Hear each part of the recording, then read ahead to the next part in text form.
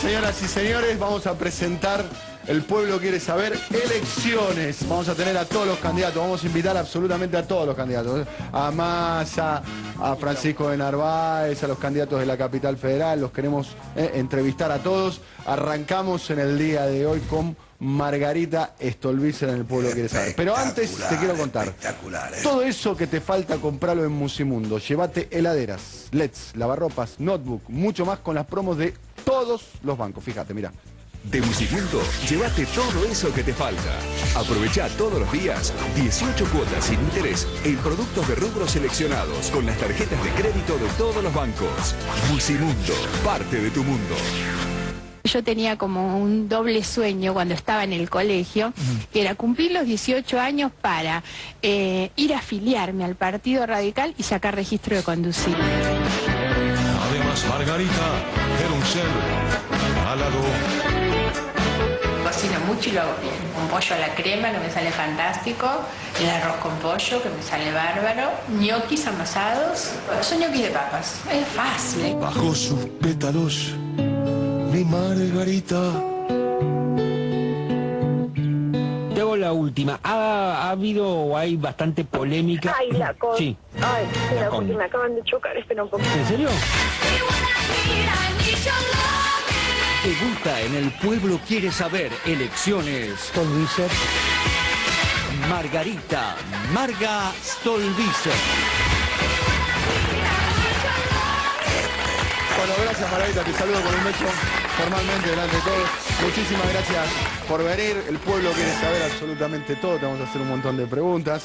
Estuvimos ahí investigando, sabemos que tenés un hijo basquetbolista, ¿es así? Tengo 3 hijos basquetbolistas. Los 3 son Claro, basquetbolistas. uno es más conocido. Uno pero porque tengo uno 3. ya está picando en punta, ¿no? Me pasa muchas veces que me dicen, ¿así que tenés un hijo que juega bien al básquet? No, 3 que juegan muy bien al básquet. ¿Los 3 juegan muy bien al básquet? Claro, los 3. ¿Cómo una madre va a decir que hay uno solo? No.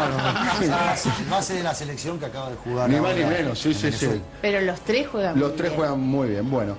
Pero vamos a arrancar con algún aspecto que quizás no lo conoce mucho, que yo sé que te cuesta mucho hablar, pero vamos a arrancar por ese lado, así sacamos el lado incómodo si se quiere, vamos el lado positivo de sacar el lado incómodo rápido.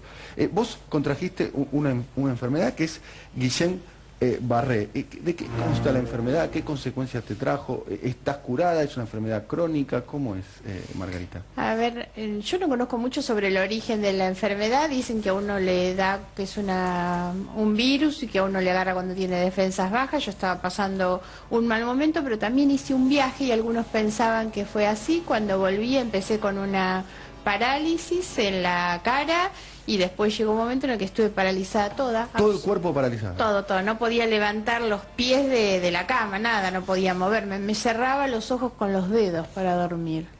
¿Eso fue un viaje a Sí, dónde? Ah, Paraguay había ido. Sí, sí. ¿Vos pensás que fue un virus que pudiste haber contraído? Algunos decían, es la enfermedad que contrajo este chico cuando fue a Tasmania Sí. hace poco. Pobre él, estaba en ese lugar. Yo lo tuve en mi casa. ¿Te imaginas lo que Sí. es tener esa enfermedad? ¿Y esa qué edad tenías distancia, cuando ¿no? contrajiste la enfermedad? Y creo que 28, 29 28, años. 29 años. ¿Y 28, cuánto 29 te duró ese periodo de parálisis que sentías? Y yo estuve internada fácil 1 mes y medio. Un mes. Te asustaste, me imagino. Y después, sí, porque además el problema es que uno va perdiendo. Y la verdad yo en un momento pensé que no iba a volver a caminar en realidad, porque yo no sentía mis piernas, no sentía nada, ¿no? Entonces, sí. Y lo que me quedó, porque después yo he tenido una recuperación perfecta, Sí. la verdad es que no tengo Sí. ningún problema, salvo algo que mucha gente que se ríe ¿Qué de es mí el con los famoso ojitos. el famoso que vos haces así Claro. permanentemente con los ojos? ojitos y también la boca. Hay un gesto de la Sí. boca que yo no tenía antes de la enfermedad y es posterior Pero a la te enfermedad. queda bien, digamos. Nosotros los que te conocimos públicamente con... Los que me conocen posterior no se dan cuenta que antes mi fisonomía era distinta. Bueno, ¿quién quiere preguntarle a Margarita Stolbizer? ¿Quién arranca de ustedes? Sí, hablando de defensas bajas, hubo una historia que usted tuvo, se lo levantó a usted, al marido, siendo usted docente, y su marido alumno. ¿Ahí lo agarró con las defensas bajas a su marido o usted fue al revés? Digamos que él se la levantó a usted. Y habría que preguntárselo a él a esta altura. No, siempre son las mujeres las que saben la posta. Son ellas, no las que saben. Sí. No, pero aparte siendo maestra no hay como no hubo un abuso de poder. Que han con el investigado alumno. mucho, Daniel. Estuvieron buceando demasiado. No hay idea. Porque eso no figura en ningún lado, che. Pero estuvimos averiguando. Ahí ¿no? sí. Margarita, Pero linda es linda la historia porque, bueno, terminaron, armaste Es tu linda, familia. sigo casada con el mismo marido, además. Sí. Sigo casada Pero con el mientras le mismo. daba clases, ¿ya empezó a salir o después? Con el tiempo lo retomó la relación. Y más o menos, ahí en simultáneo. Ahí en... Le puso un 10, imagino, ¿no? Te traía manzana, lustrada. La primera salida, ¿te acordás, Margarita, con tu novio en aquel momento, tu marido actual? Che, encima debe estar mirando. Bueno, pero tampoco... ¿Cómo se llama? Juan. Bueno, la primera fue muy simpática porque fuimos, mi marido no es de Buenos Aires, es del interior. Sí. Y nunca había viajado en subte. Entonces fuimos en el tren de Morón, donde yo vivo, fuimos a Capital, en el tren, tomamos el subte, hasta ahí íbamos en una relación de amistad, íbamos de compras a Capital y cuando volvimos el subte chiqui, y bueno, y ahí La fue el fricción. primer El primer acercamiento, beso fue en el subte. En el subte línea A, me imagino, ¿no? En línea. Que mi marido era la primera vez que subía al subte. Mirá vos, La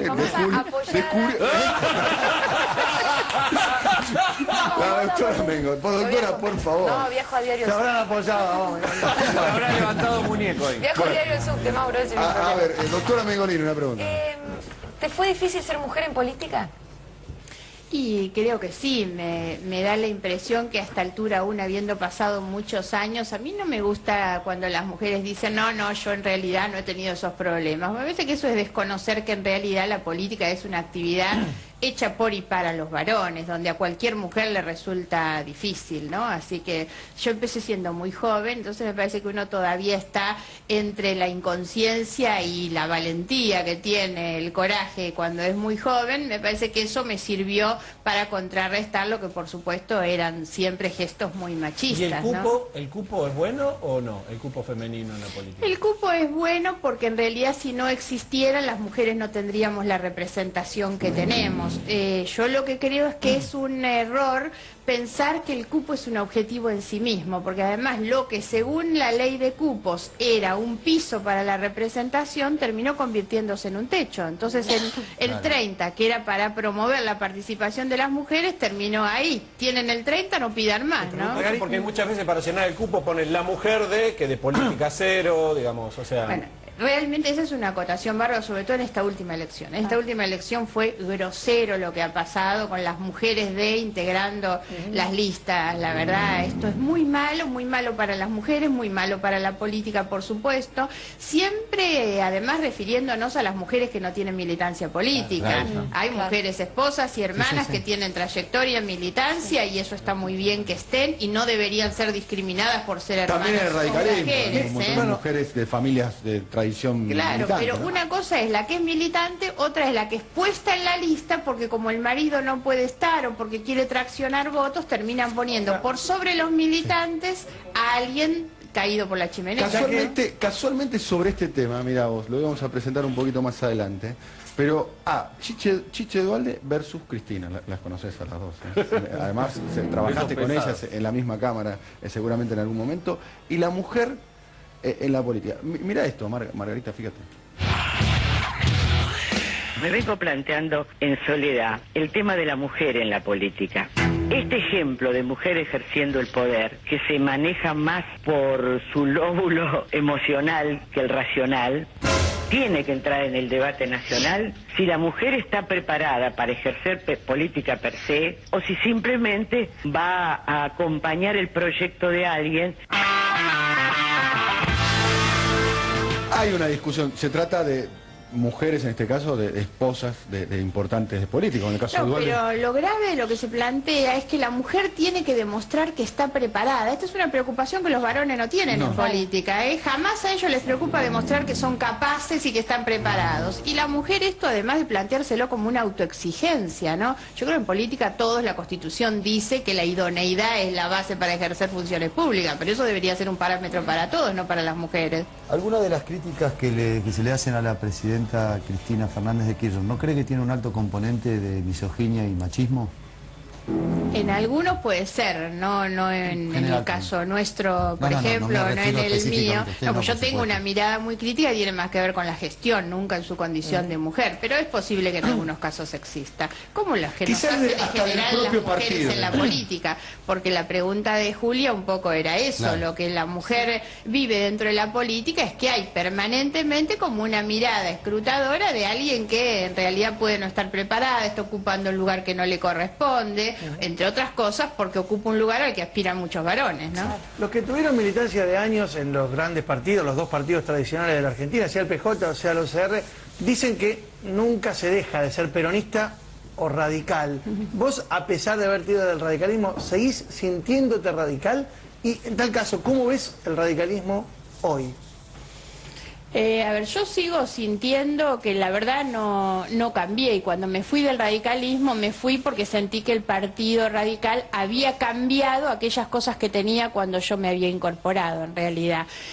Hoy siento que están frente a un desafío y una etapa de renovación que no es poco. Los triunfos que acaban de tener en La Rioja o en Santa Cruz, por ejemplo, son triunfos con un enorme valor simbólico y están demostrando un partido que tiene capacidad de generar nuevas figuras. El caso de La Rioja es muy claro. En La Rioja, además, el oficialismo pierde la elección, entre otras cosas, por lo que tiene que ver con las mineras, con la defensa de las cuestiones ambientales, y ahí Julio Martínez, que es un excelente diputado nacional, la verdad es que se quedó con esas banderas que eran las que su comunidad tenía, ¿no? Y defendió. Y me parece que esto demuestra el valor que el radicalismo ha tenido, que es volver a tomar esas banderas que tienen que ver con las cuestiones que a la gente le importan, ¿no?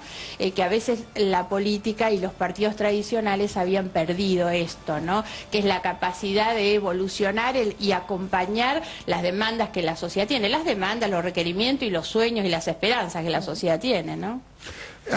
Te quiero mostrar esto. A ver, dual de Barrio Nuevo y Carrió. ¿Vos fuiste aliada de Carrió en la elección del 2007? Del 2007. Vos como candidata en la provincia de Buenos Aires y ella como candidata presidencial. Carrió hace algunos días atrás alertó sobre la posibilidad de un golpe de Estado. Vamos a escucharle y me gustaría la reflexión. Te quiero mostrar esto. A ver, dual de Barrio Nuevo y Carrió. ¿Vos fuiste aliada de Carrió en la elección del 2007? Del 2007. Vos como candidata en la provincia de Buenos Aires y ella como candidata presidencial. Carrió hace algunos días atrás alertó sobre la posibilidad de un golpe de Estado. Vamos a escucharle y me gustaría la reflexión tuya. Será a mitad del año que viene van a estar para tirar la toalla. A mitad del año que viene. Yo creo que hay gente que es proba, capaz, y que la presidenta, si no se quiere ir antes, debe llamar. Para diputados en la provincia usted votó a Massa. Y lo voy a votar ahora. Como Amadeo se había bajado, no teníamos ni candidato. Entonces, por supuesto, estoy de acuerdo con que la alternativa hoy es Massa. ¿El país va a aguantar 2 años más de gobierno de Cristina? ¿El país va a aguantar 2 años más de gobierno de Cristina? ¿Usted qué cree? Y yo creo que no va a aguantar. Esto antes de julio se resuelve. O resuelve ella, o se resuelve con la ida del poder y se resuelve también. Bueno, tuvieron mezcladas declaraciones de diferentes momentos históricos, pero ¿existe la posibilidad de que alguien, factores, grupos económicos, grupos políticos, busquen la posibilidad de generar las condiciones para que un gobierno débil tenga que, por ejemplo, llamar anticipadamente a elecciones? ¿O es algo abstracto eso? A ver, no es abstracto si uno lo mira en un contexto histórico donde esas cosas ocurrieron. Ahora, no veo que hoy exista ninguna condición para eso. Me parece que no hay ninguna posibilidad, que no hay intento de desestabilización y por lo tanto tengo una posición distante y crítica tanto de quienes han mostrado ustedes diciendo estas cosas como cuando el gobierno denuncia intento de desestabilización. Te pregunto, me parece que no hay contexto hoy, que la sociedad está convencida de los valores que ha adquirido a 30 años de la recuperación de la democracia.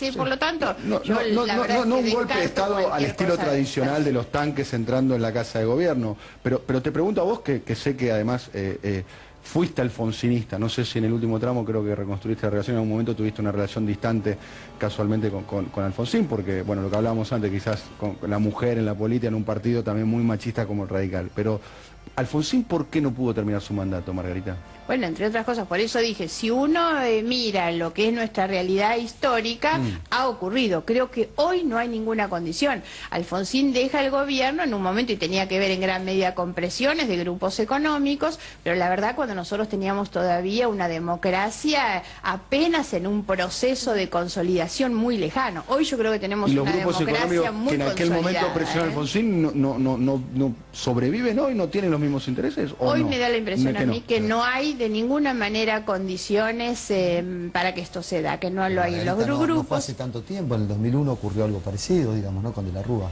Yo creo que lo de la Rúa, y además me siento parte de ese gobierno y siempre lo he asumido críticamente, me parece que tiene más que ver con los errores cometidos por el gobierno que no con presiones externas, que las hubieron, que hubo intentos, todo, pero si el gobierno hubiera estado bien plantado, hubiera hecho todas las cosas que debía hacer y no al revés, exactamente.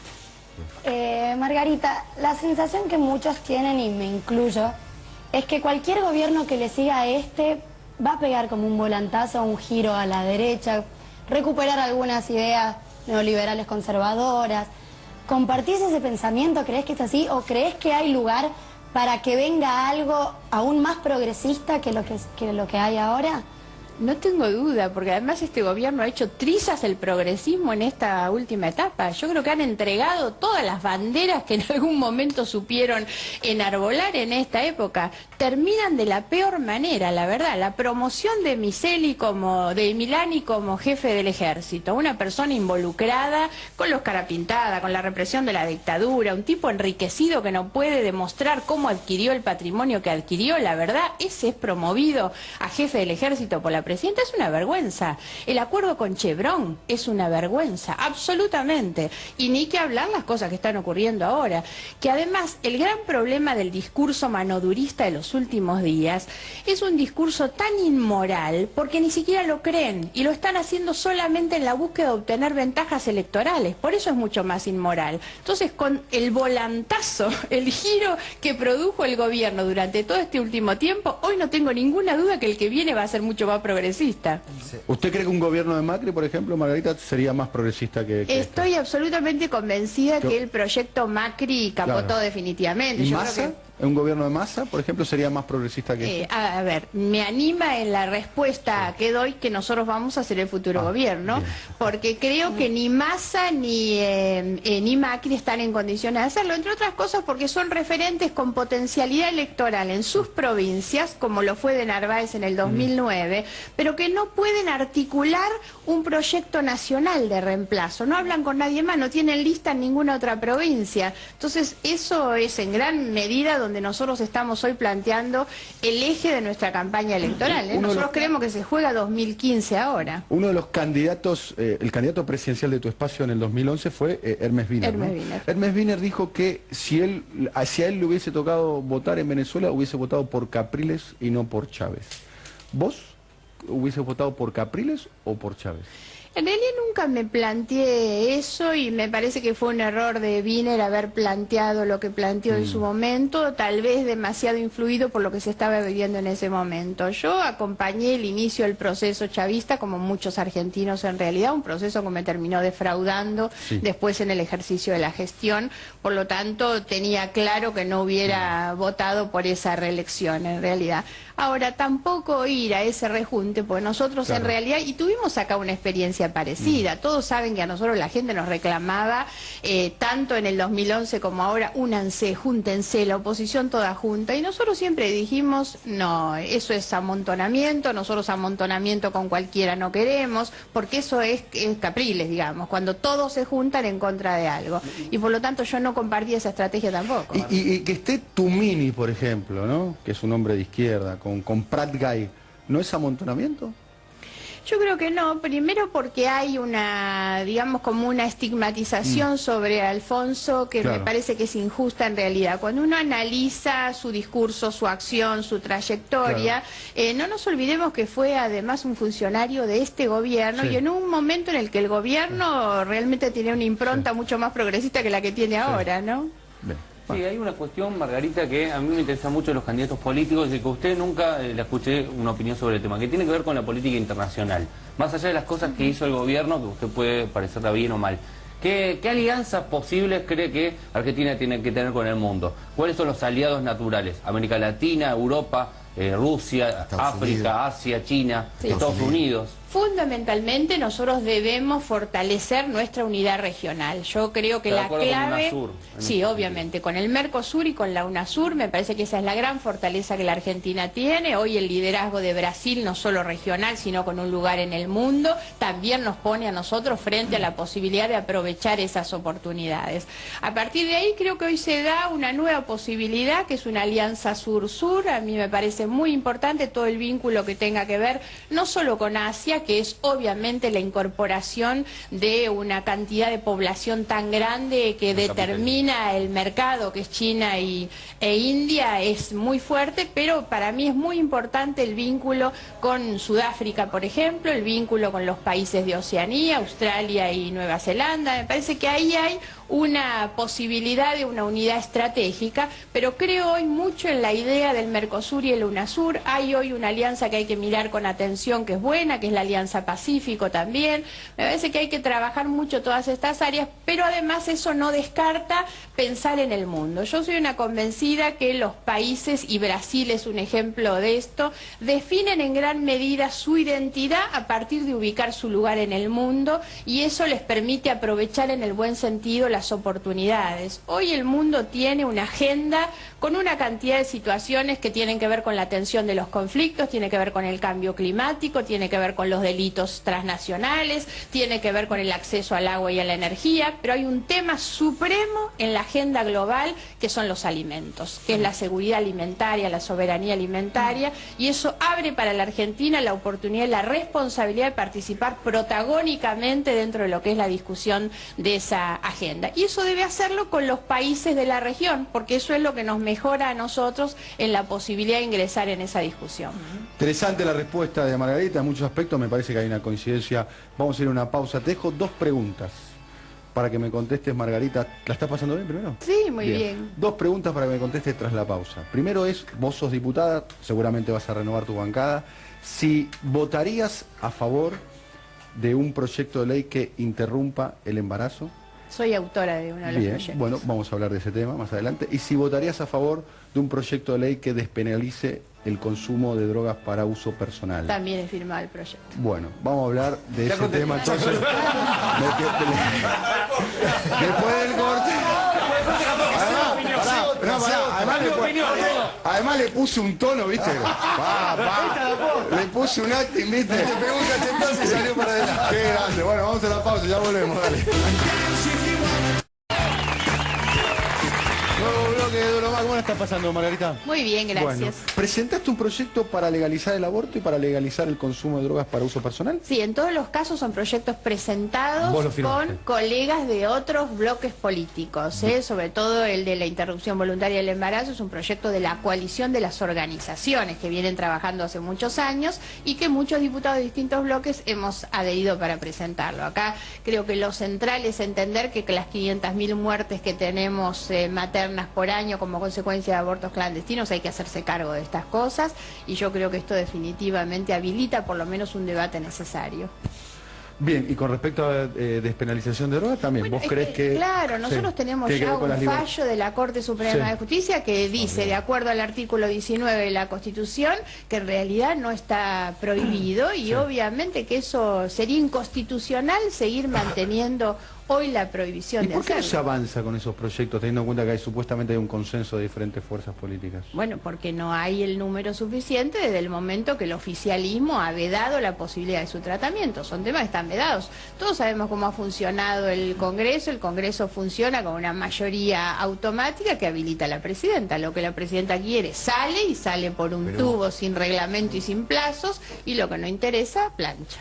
Pero hubo 2 años en donde no hubo una mayoría automática y tampoco el Congreso funcionó. El Grupo A no lo sancionó. En ese momento, pero en el Grupo A y en ese momento se sancionó el matrimonio igualitario, por ejemplo. Sí, pero con el apoyo del oficialismo también. ¿No? Bueno, por eso digo, las cosas salen cuando hay apoyo al oficialismo. El oficialismo tiene un número muy importante en la Cámara, se conformó. Pero nunca tuvo mayoría, nunca tuvo mayoría. Pensá que la única ley que se pudo votar fue la del 82% móvil, la vetó la presidenta. Y en el resto nunca se llegó a poder sancionar ley porque no había número. Te quería preguntar por un tema que seguramente es uno de los más instalados mediáticamente, que es la situación de Aerolíneas Argentinas, que tiene una gestión estatal y que uno ve con beneplácito que el Estado haya recuperado ese resorte, pero que recibe muchísimos cuestionamientos.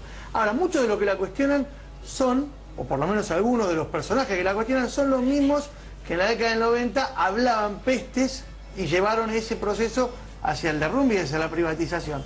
¿Vos cómo analizás esta situación?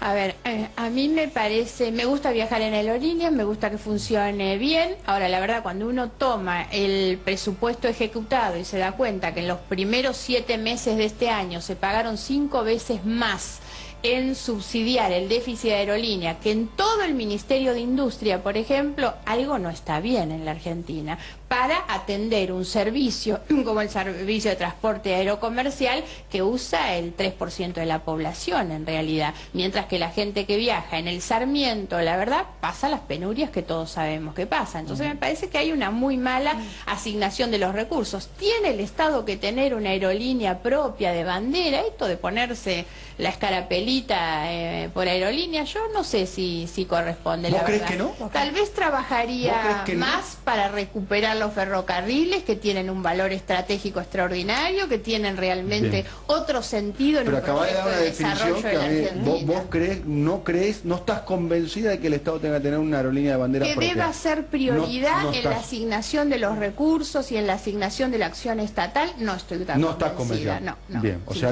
abrir la posibilidad a que se vuelva a privatizar aerolíneas. En realidad no sería algo de lo que yo me colgaría para defender que estuviera en manos del Estado. Me parece sinceramente que el Estado debe tener otras prioridades en la asignación de sus recursos. Para mí es una declaración... Y te doy un ejemplo que es el tema de los ferrocarriles. Te podría dar muchas más, como que me gustaría más que tuviéramos recursos destinados a promover a los pequeños y medianos empresarios en el área del Ministerio de Industria, por eso hago esa comparación. En ese sentido mismo, recién acababa de decir que el gobierno había dejado de ser progresista por 2 o 3 cuestiones. Una era por el acuerdo con Chevron. Si usted fuese presidenta de la Nación y YPF fuese Argentina, ¿cómo sacaría los recursos naturales que están debajo de la tierra, con el sistema fracking, aliándose con qué petroleras? ¿De qué manera usted llevaría a cabo ese trabajo? Por supuesto que una de las razones por las que rechazamos el acuerdo, además de que no se conocen totalmente sus condiciones, tiene que ver con el fracking. Yo rechazo totalmente la posibilidad del fracking, que es altamente contaminante,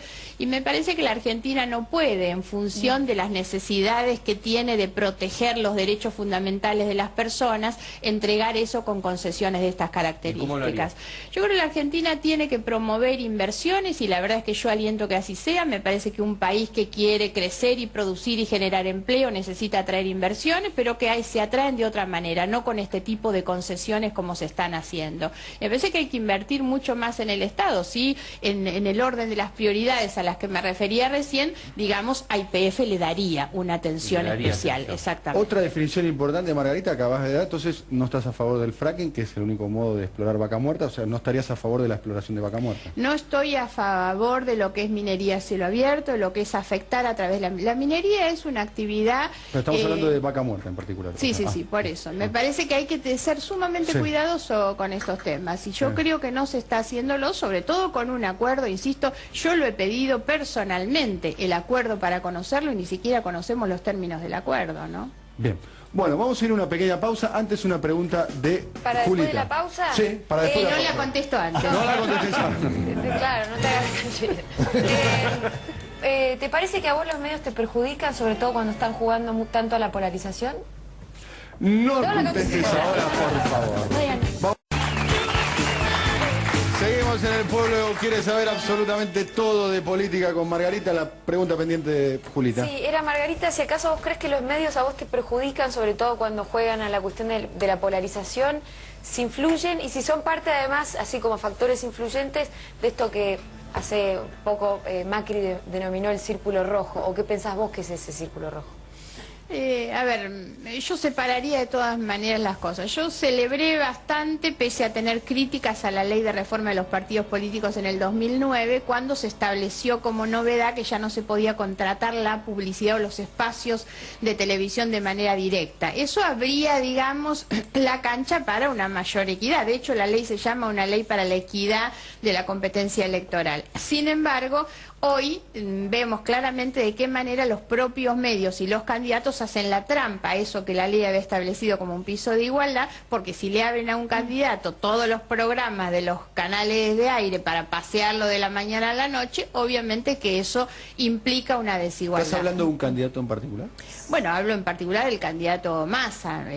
Massa es un candidato que pasea, pero además me pasó sobre todo en la primera etapa de la elección, que los periodistas, los que lo quieren y los que no lo quieren, de la mañana a la noche hablan de él y cuando nos entrevistan a nosotros nos preguntan por él. Entonces logra un nivel de instalación indirecta con todos los medios hablando de él, agarrar los diarios y hablan de él todo el tiempo, logra un nivel de instalación muy alta. No, no ese, por eso era lo que me iba a referir. Claro, cuando hablamos de los medios son empresas comerciales que toman una decisión que tiene que ver con sus propios intereses, no lo están haciendo para beneficiar a Massa, lo hacen porque atrás de esa figura... Antes era de Narváez, por ejemplo. Claro. O fue Cobos en algún momento, o Reutemann. Pero yo nunca vi una cosa tan desembosada como veo ahora. ¿Con quién? Con el caso de... No te quiero preguntar por Massa porque me dijiste... No lo nombremos. No lo instales. Sin nombrarlo. Yo, ojo que son las reglas y las respeto así. La pelea nuestra es una pelea muy desigual, porque la verdad tenemos que tratar de colarnos entre medio de una pelea donde está Massa como candidato de una estructura económica, mediática, empresaria, Insaurralde, que va de la mano de la presidenta con todos los recursos del Estado puestos a disposición de su candidatura, y la verdad nosotros tenemos que colarnos en el medio de eso. Es una competencia muy pero muy desigual, ¿no? Ahora nosotros, Margarita, si vos entendés a los la medios... hemos aceptado así, ¿eh? A vos siempre te tocó un poco ese lugar. Recuerdo yo, creo que en el año 2009 las encuestas fuiste una de las sorpresas de la elección. Con las encuestas me ha pasado así, porque además las encuestas son herramientas disciplinadoras para la estrategia electoral. 2009 las encuestas hasta el día antes nos daban a nosotros 10 puntos, sacamos el 22, pero además estaban muy direccionadas, que era polarización. Recuerdo una encuesta de poliarquía, ¿no? Que se la da de infalible, poliarquía, ¿no? ¿Poliarquía cuánto te daba? Esa era, me daba 10, 11 puntos y sacamos 22 el día antes, pero era una encuesta no inocente, una encuesta al servicio de instalar polarización, voto útil. Lo que dijo casualmente Julita en la pregunta que te hizo. Vamos a una pequeña pausa. Cuando volvamos tenemos varias preguntas para hacerte, Margarita. Ya volvemos, dale.